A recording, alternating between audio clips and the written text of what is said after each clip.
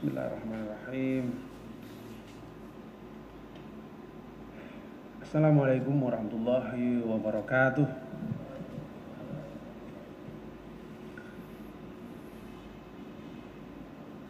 Alhamdulillah. Alhamdulillahilladzi an'amana bi ni'matil iman wal islam wa arsyadana ila sabilis salam. Asyhadu an la ilaha illallah wahdahu la syarika lah wa anna Muhammadan abduhu wa rasuluhu la nabiyya ba'dah. Fa sallallahu wa sallama alaihi wa ala alihi wa ashabihi والتابعين وتابع التابعين ومن تبعهم بإحسان إلى يوم الدين. Amma ba'du, ma'asyiral muslimin, jamaah, jangan deket-deket nah, ketelen. Ma'asyiral muslimin, jamaah salat zuhur Masjid Al-Mahkamah yang dirahmati Allah Subhanahu wa taala. Alhamdulillah, puji dan syukur kita panjatkan kehadirat Allah Subhanahu wa taala, di mana pada siang ini kita diberikan kesempatan dan kekuatan untuk selalu menjalankan dan mentaati perintah-perintah Allah. Di antaranya menjalankan salat fardu, salat zuhur secara berjamaah. Dan kita lanjutkan dengan mutala'ah, ya, atau membaca, menggali dan memahami hukum-hukum yang terkandung di dalam kitab Allah maupun dalam sunnah nabinya Nabi Muhammad sallallahu alaihi wasallam. Tentu salawat dan salam kita sampaikan dan kita ucapkan kepada beliau, kepada junjungan kita Nabi Muhammad sallallahu alaihi wasallam, dengan ucapan Allahumma salli wa sallim wa barik ala Muhammadin wa ala alihi wa sahbihi ajma'in. Bapak Ibu jamaah yang dimuliakan dan dirahmati Allah Subhanahu wa taala. Cukup lama saya absen dari pertemuan atau kajian kita di hari Rabu yang saya itu yang ketiga ya, atau yang kedua? Yang ketiga ya, Kia.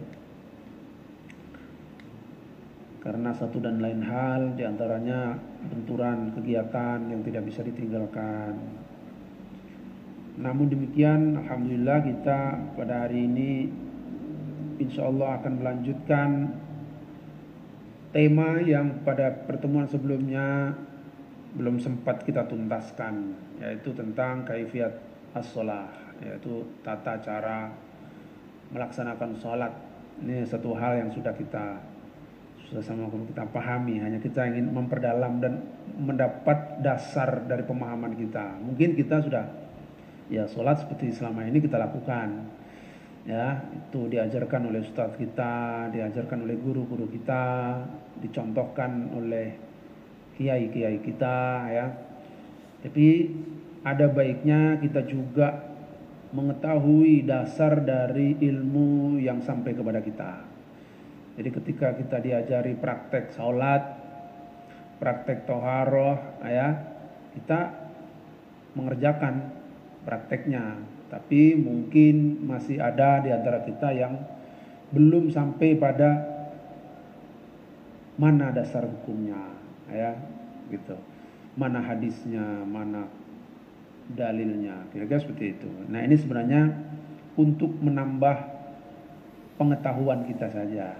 Tapi pada prakteknya kita sudah tahu dan sudah benar, ya, karena apa yang disampaikan oleh guru-guru kita, apa yang sampai kepada kita, ya, itu juga didapatkan dari guru-guru sebelumnya, dari ustadz-ustadz sebelum-sebelumnya, kesana terus menerus hingga insya Allah sampai kepada baginda Rasulullah SAW, ya. Jadi sanad keilmuannya insya Allah sampai di baginda Rasulullah SAW. Terutama dalam hal sholat, karena jelas dalam hadisnya baginda menyatakan sallu kama ra'aitumuni usolli, sholatlah kalian sebagaimana kalian melihat aku melaksanakannya, sebagaimana aku melaksanakan sholat, itu kata Nabi.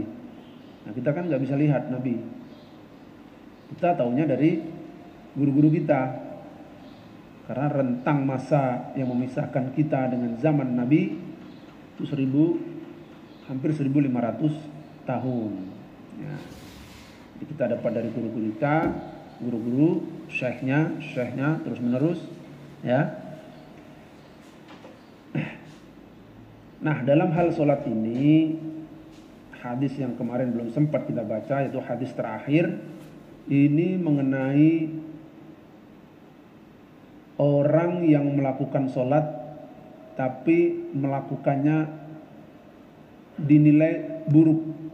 Nah, ini dikenal dengan hadis al-musi fi sholatihi, yaitu orang yang buruk dalam melaksanakan sholat. Nah, dia sholat tetapi sholatnya nggak bagus. Nah, akhirnya oleh Rasulullah SAW diajari. Sebelum diajari ditegur dulu, ya, ulangi sholatmu, kamu belum sholat. Sampai 3 kali, akhirnya sahabat menjawab,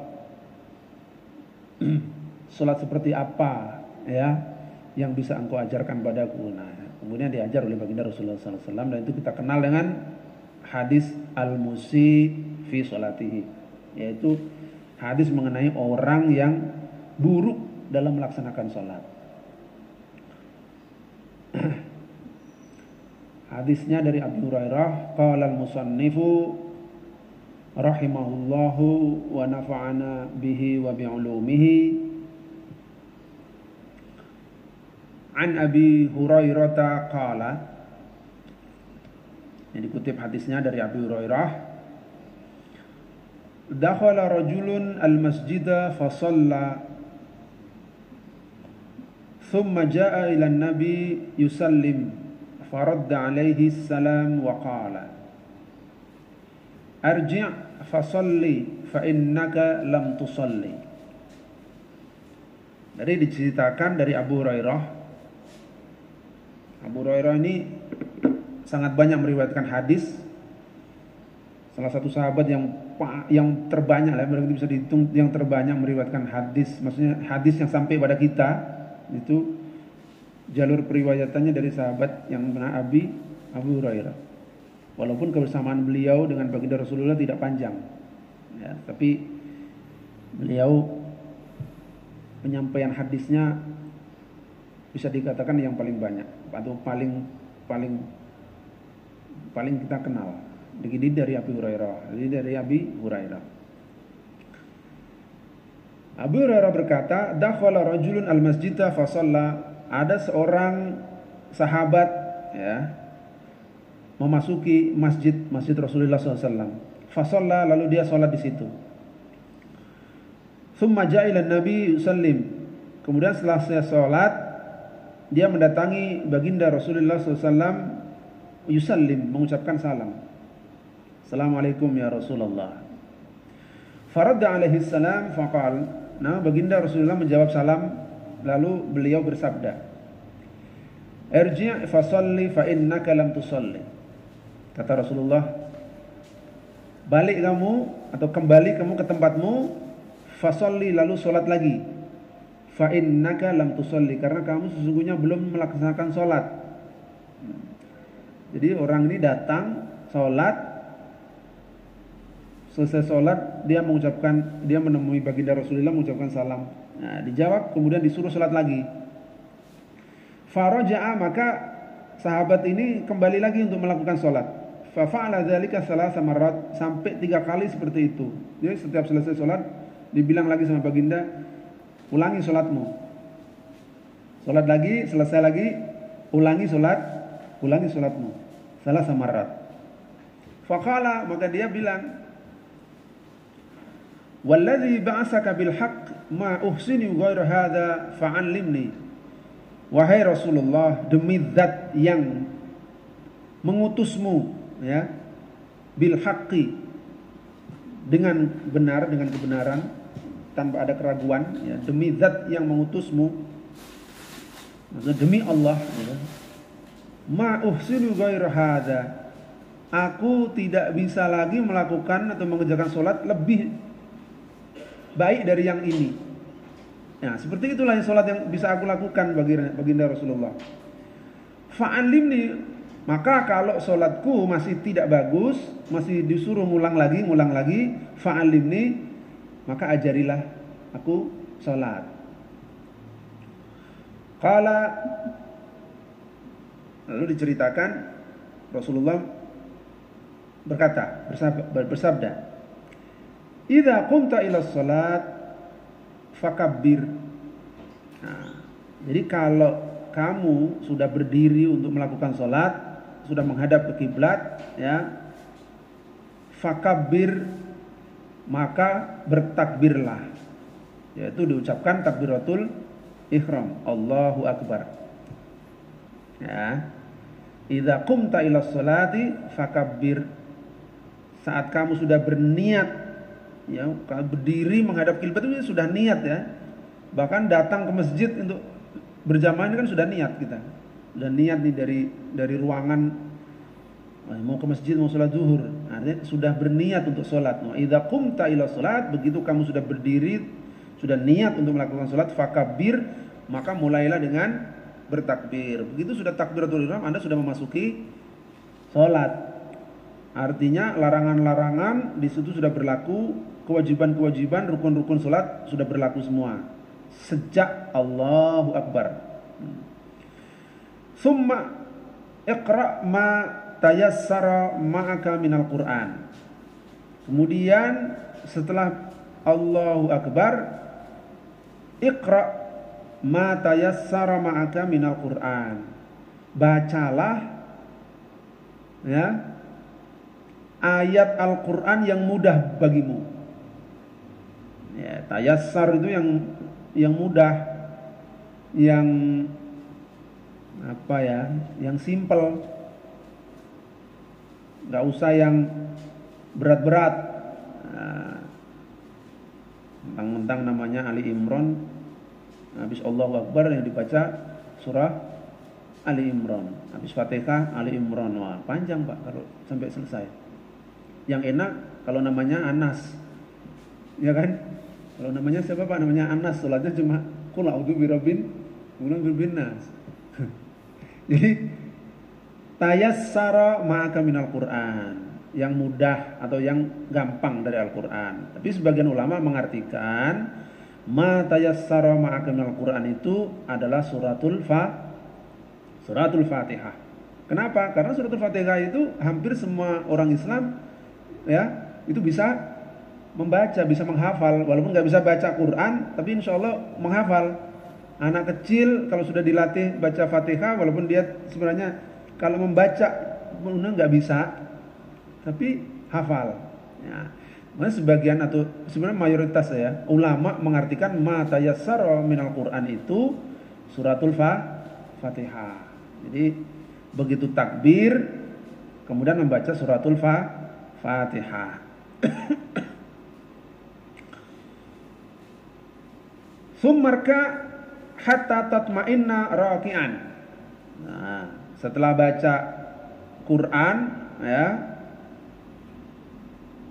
kemudian dia ruku hatta tatma'inna raki'an. Jadi kalau sudah ruku, gerakan ruku ke bawah itu harus ada tuma'ninah. Hatta tatma'inna raki'an. Dalam keadaan ruku harus ada jeda, berhenti sejenak. Itu tumaninah. Jadi nggak bisa Allahu Akbar ruku, ya, belum nyampe benar-benar apa posisi rukunya, belum sampai di titik dia itu ruku, sudah naik lagi ke atas, sudah tegak lagi. Itu nggak ada tumaninahnya. Jadi tumaninah itu artinya tenang. Ya, ala bidzikrillahi tatmainnu alqulub. Bukankah dengan mengingat Allah tatmainnul qulub, hati menjadi tenang. Jadi tumanina itu tenang. Tenang itu diam. Jadi enggak gerak-gerak. Di ruku, begitu ruku ada jeda di mana kita atau orang yang sholat itu tenang, baru dia bangkit lagi, i'tidal. Nah, batasannya berapa lama? Wah, nggak ada yang pasti sebenarnya. Ya sebatas kita merasa bahwa kita sudah berhenti sejenak, tumakninah itu namanya, baru bangkit lagi. Ya. Tapi untuk memudahkan ukurannya, ya, para ulama merumuskan atau memberikan batasan. Ya, jadi dalam beberapa madhab ada yang menganjurkan tumakninah itu setidaknya kita bisa menyelesaikan bacaan tasbih subhanallah. Nah, itu paling sedikit. Bisa subhanallah dilanjutkan. Atau kalau bacaan kita subhana rabbiya al-a'la atau subhana rabbiya al-azim wa bihamdi. Ya. Jadi satu kali bacaan itu bisa diselesaikan, itu tumaninah. Itu untuk memudahkan biar tahu batasannya, tapi enggak harus. Jadi pada intinya tumaninah itu diam, kapan kita sudah merasa ruku dan diam, berdiri. Enggak ada tumaninah, enggak sah salatnya, Pak. Karena itu rukun. Nanti kita masuk ke faraidus shalah ya. Tapi ini penjelasannya, ini kan perintah ya, perintah baginda Rasulullah ya. Summa irka' hatta tatma'inna raqi'an. Jadi orang tadi yang sholat itu dia nggak ada tumaninahnya. Jadi hadis ini menekankan kepada melakukan sholat dengan cara yang baik. Nah, kalau sholat nggak ada tumaninahnya itu al-musi namanya, orang yang buruk dalam melakukan sholat. Nah, hadis ini dikenal dengan hadis al-musi fi sholatihi, sholatnya orang yang buruk, buruknya orang yang melakukan sholat. Nah, itu tumanina ya, ruku. Tsumma marfa' hatta ta'tadil qa'iman, kemudian i'tidal, berdiri dari ruku ya.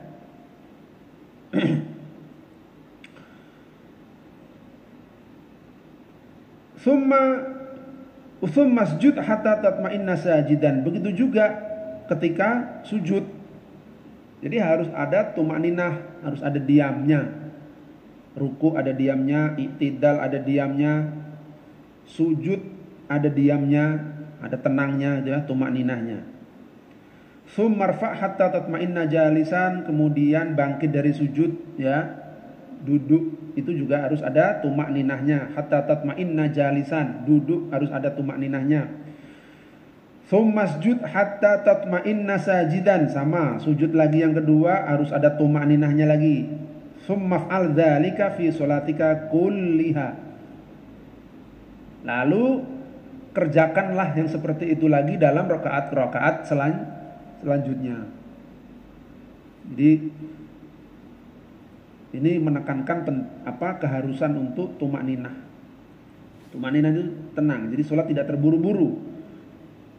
Nah, kalau sholatnya nggak ada tumakninah itu sholatnya terburu-buru, itu jelek. Terburu-buru itu apa namanya, masuki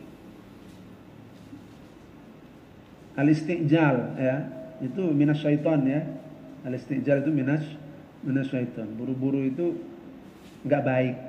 Nah, makanya harus ada tenang. Rawahu Ahmad wal Bukhari wa Muslim. Hadis ini diriwayatkan oleh Imam Ahmad, Imam Al-Bukhari dan Imam Muslim. Al-Bukhari dan Muslim kita sudah kenal. Sahih Bukhari, ada sahih Muslim. Ahmad namanya Musnad Ahmad. Jadi kitab-kitab hadis yang diriwayatkan oleh Imam Ahmad dirangkum dalam kitab yang namanya Musnad Ahmad. Nah, sebutannya Musnad ya. Kemudian ada Sunan. Ada Sunan, kalau Imam Abu Dawud yang meriwayatkan dikumpulkan dalam Sunan Abu Dawud. Sunan itu dari zamannya sunnah. Hadis-hadis itu sunnah-sunnah itu. Sunan. Ya. Jadi cenderungnya kalau Sunan, misalnya Sunan Ibnu Majah, Sunan Abu Dawud. Nah itu susunannya dia tematik. Misalnya kita fikih, maudhu dia tematik ya di sunan. Kalau sahih itu ya kita kenal sahih Bukhari atau sahih Muslim ya. Itu dia mengumpulkan hadis-hadis sahih dalam kategori sahihnya Al-Bukhari, kalau sahih Al-Bukhari. Demikian juga hadis sahih dalam kategori sahihnya Muslim, kalau sahih Muslim. Nah, jadi ini hadisnya bukan hadis sahih ini. Menurut siapa? Tapi kalau dalam kategori atau dalam kriteria yang ditentukan oleh Al-Bukhari dalam sahihnya ya, itu bisa jadi berbeda dengan kategori kesahihan yang ditetapkan oleh imam hadis yang lain gitu. Jadi punya kategori atau standar sendiri tentang kesahihannya. Nah, ada musnad itu apa ya? Ada riwayat sahabat. Ya, musnad. Kita kan kenal ada musnad Imam Ahmad. Itu banyak juga riwayat dari sahabat, ya. Nah, banyak. Jadi ada juga mustadrok. Nah, kita kenal ada mustadrok. Nah, kemudian ada apa lagi ya? Banyaklah jenis-jenis. Tapi semuanya itu kitab hadis. Kitab hadis. Maksudnya kumpulan-kumpulan hadis. Baik Bapak Ibu jamaah yang dimuliakan Allah Subhanahu wa taala, ini hadis wahadal hadis yusamma dinamakan hadis al-musi fi salatihi, hadis mengenai orang yang buruk di dalam melaksanakan salatnya.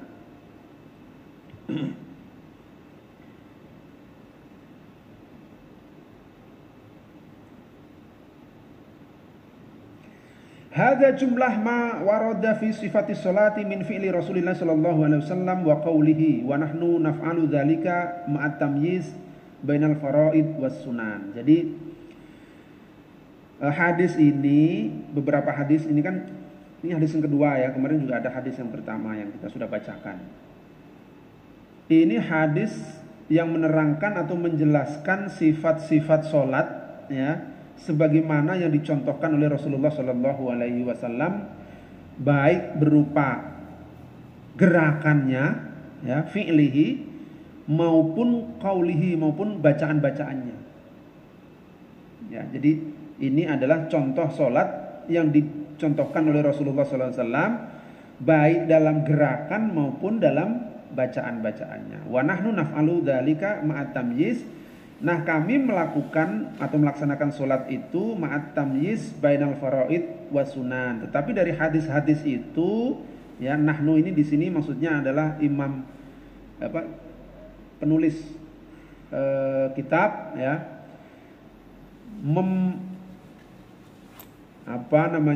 menyampaikan hadis-hadis ini, ya, itu dengan tambahan keterangan mengenai faraid-faraidnya, yaitu mana yang wajib, wasunan, dan mana yang sunnah-sunnahnya. Jadi artinya solat itu ada faraid-faraidnya, ada juga keutamaan-keutamaan atau sunat-sunnahnya, ya. Bapak Ibu yang dimuliakan Allah Subhanahu wa taala, ini masih tentang kaifiatus shalah atau tata cara melaksanakan shalah, ya, sebagaimana yang dicontohkan oleh Rasulullah SAW. Dan kita juga sudah melakukannya seperti itu, ya. Cuma kita nggak dapat bacaan hadisnya mana. Nah, ini kita bacakan hadisnya supaya pengetahuannya kita bertambah.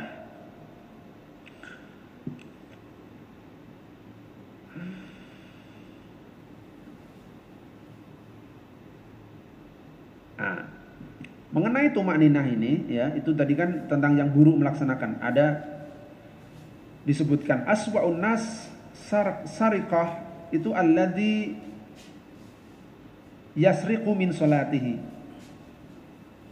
Jadi ada satu hadis yang mengatakan bahwa Rasulullah SAW bersabda, seburu-buru orang yang mencuri, ya, itu adalah orang yang mencuri dalam sholatnya. Ini kata Rasulullah, aswa'un nas saraqatan itu alladzi yasriqu min salati. Seburu-buru orang yang mencuri itu adalah orang yang mencuri di dalam salatnya. Lalu para sahabat bertanya, qalu ya Rasulullah, wa kaifa yasriqu min salatihi? Bagaimana kok salat bisa mencuri? Nah, ya.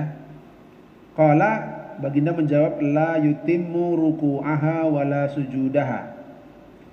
Yaitu orang yang sholat tetapi dia tidak menyempurnakan rukuknya, dia juga tidak menyempurnakan sujudnya. Dengan apa? Dengan tumak ninah. Itu sholatnya nggak ada tumak ninahnya. Au qala, atau di dalam satu riwayat beliau mengatakan la yuqimu sulbahu fir ruku' was sujud. Orang yang tidak menegakkan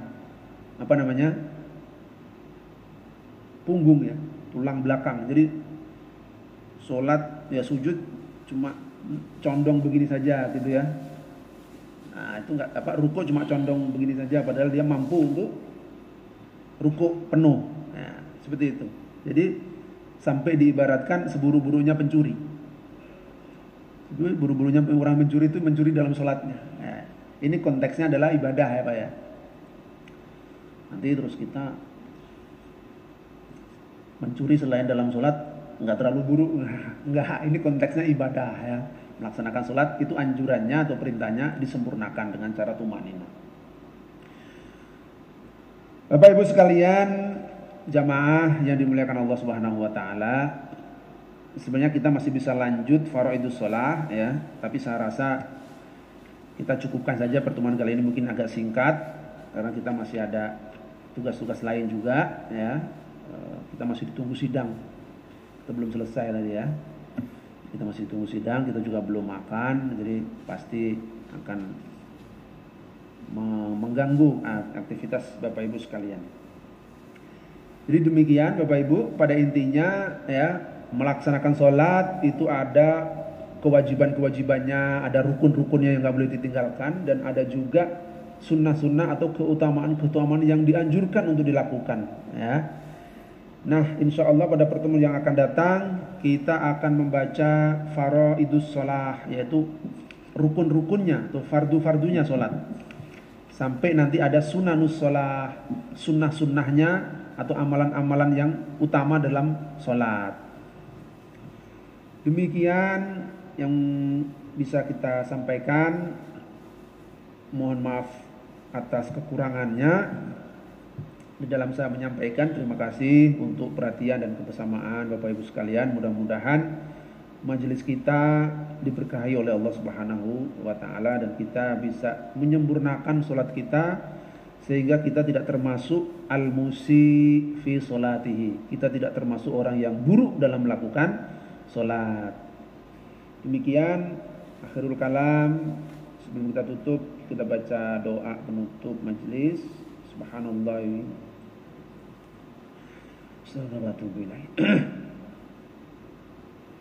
Wassalamualaikum warahmatullahi wabarakatuh.